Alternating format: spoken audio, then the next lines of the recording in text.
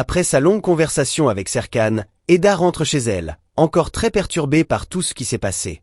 Elle explique à sa tante et à son amie qu'il a réagi avec plus de maturité qu'elle ne l'aurait cru, mais qu'il a demandé du temps pour réfléchir avant de prendre une décision. Sa tante trouve la situation étrange et lui demande si Serkan est simplement resté silencieux après avoir appris qu'il avait une fille. Pour elle, il aurait peut-être été préférable qu'il réagisse avec colère ou fasse une scène, car au moins cela aurait montré qu'il était profondément touché. Eda admet alors que Serkan n'a rien dit de très clair concernant l'avenir. Il n'a pas dit vouloir participer à la vie de Kiraz, ni manifester d'enthousiasme immédiat à l'idée d'endosser le rôle de père. Il a simplement demandé du temps pour réfléchir. Cette conversation laisse Eda perplexe. Elle commence à se demander si Serkan n'a jamais voulu d'enfant. Après avoir vécu avec cette idée pendant tant d'années, Eda admet qu'elle a appris à ne plus rien attendre de lui. Sa tante se souvient alors qu'Eda a passé la nuit entière à attendre devant sa porte, insistant pour lui parler. D'après elle, c'était parce qu'au fond, Eda gardait encore l'espoir d'entendre de bonnes nouvelles de Serkan. Même en essayant de le nier, Eda réalise que sa tante a peut-être raison. Elle avoue qu'elle ne sait plus à quoi s'attendre. Pendant des années, elle les a imaginés tous les deux comme une famille, et c'est précisément pour cela qu'elle a inventé l'histoire pour Kiraz, celle du père astronaute qui reviendrait un jour. Mais maintenant, Eda commence à douter que ce rêve puisse vraiment se réaliser. Essayant de la protéger d'une éventuelle déception, sa tante lui conseille de ne rien attendre de Serkan. À son avis, s'il voulait vraiment accepter sa fille immédiatement, il serait déjà allé chercher Kiraz sans hésiter.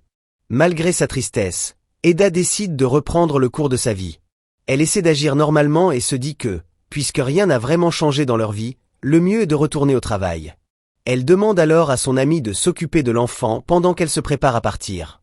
Le lendemain, Serkan retrouve Eda, essayant de paraître naturel. Il explique que le problème professionnel est réglé et qu'il souhaite toujours discuter du projet avec elle, comme auparavant. Cependant, Eda comprend immédiatement qu'il tente de faire comme si de rien n'était. Mal à l'aise, elle lui demande s'il croit vraiment qu'ils peuvent reprendre leur vie normale après la découverte concernant Kiraz. Serkan essaie d'abord d'éviter le sujet, mais Eda lui fait comprendre qu'elle ne parle pas seulement de travail. Elle mentionne alors leur projet, avec ironie, faisant référence à sa propre fille.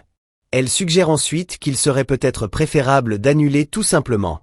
La conversation devient de plus en plus tendue. Serkan lui rappelle qu'il avait simplement demandé du temps pour réfléchir avant de prendre des décisions importantes ce matin-là. Eda répond qu'il peut avoir tout le temps qu'il veut, mais pose une limite très claire. Tant qu'il ne saura pas exactement ce qu'il veut, elle ne lui permettra pas de s'approcher d'elle ni de leur fille. Serkan décide finalement d'aborder la situation sérieusement. Il leur propose d'avoir une vraie conversation, loin du cadre professionnel et des interruptions. Puis, il suggère d'aller à la plage pour régler tout ça calmement. Sur la plage, Serkan se décide enfin à ouvrir son cœur à Eda et à lui avouer ce qu'il a tenté de cacher depuis qu'il a découvert l'identité de Kiraz. Avec difficulté, il confesse qu'il ne se sent pas prêt à être père. Même conscient de la douleur que ces mots lui causent, Serkan explique qu'il préfère être honnête plutôt que de créer de faux espoirs. Selon lui, sa plus grande crainte est de faire revivre à Kiraz les souffrances de son enfance, d'avoir grandi avec un père absent et froid. Serkan affirme qu'il ne veut pas que sa fille endure la même douleur qui a marqué sa vie. C'est pourquoi il pense que Kiraz mérite mieux, quelqu'un capable de lui offrir toute l'attention, l'amour et la stabilité qu'il se sent incapable de lui donner actuellement. Tentant d'apaiser la situation, il assure à Eda qu'il ne l'abandonnera jamais financièrement. Il ajoute qu'Eda et Kiraz peuvent compter sur lui pour tous leurs besoins matériels. Cependant, Eda comprend immédiatement que ce n'est pas là l'essentiel. Elle réplique que Serkan n'a rien compris à ce que signifie être père. Puis, elle commence à raconter tout ce qu'elle a vécu pendant les années où elle a élevé Kiraz seule. Eda parle des nuits difficiles, des mains qu'elle tenait pour sa fille quand elle avait peur, des larmes qu'elle essuyait et de chaque petit moment de son enfance dont elle a été témoin. Elle explique qu'être mère, ce n'est pas seulement subvenir aux besoins d'un enfant, mais l'aimer au point de tout faire pour le voir heureux. Tandis qu'elle l'écoute, Serkan est de plus en plus bouleversé. Eda en conclut qu'il avait peut-être raison lorsqu'il a dit qu'ils ne pouvaient pas être ensemble. Cette déclaration affecte profondément Serkan.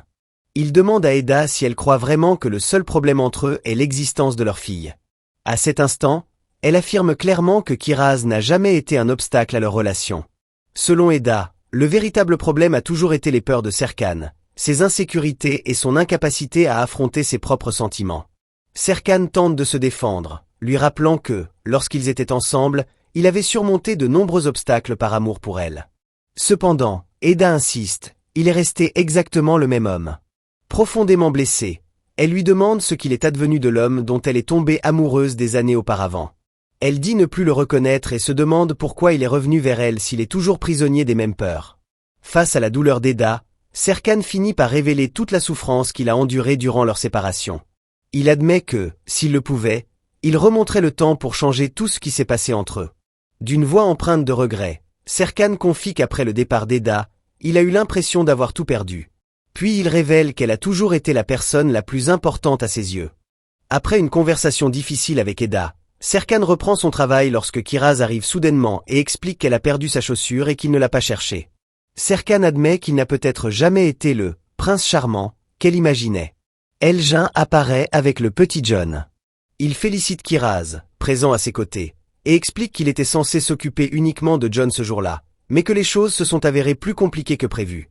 Elgin raconte qu'en jouant avec les enfants, un petit accident s'est produit. John a renversé de la glace sur lui, le salissant complètement. Malgré le désordre, John s'amuse et dit que « Papa » lui a jeté de la glace dessus pendant le jeu. Bien que gêné, Elgin affiche sa joie.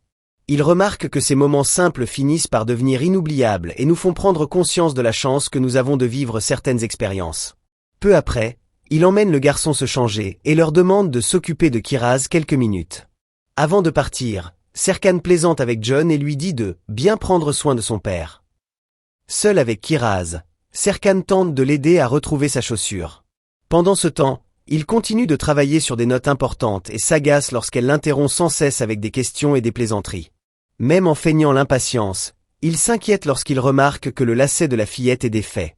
Il lui demande alors de le nouer rapidement pour qu'elle ne tombe pas et ne se mette pas à pleurer, ajoutant qu'il n'aime pas voir les enfants pleurer.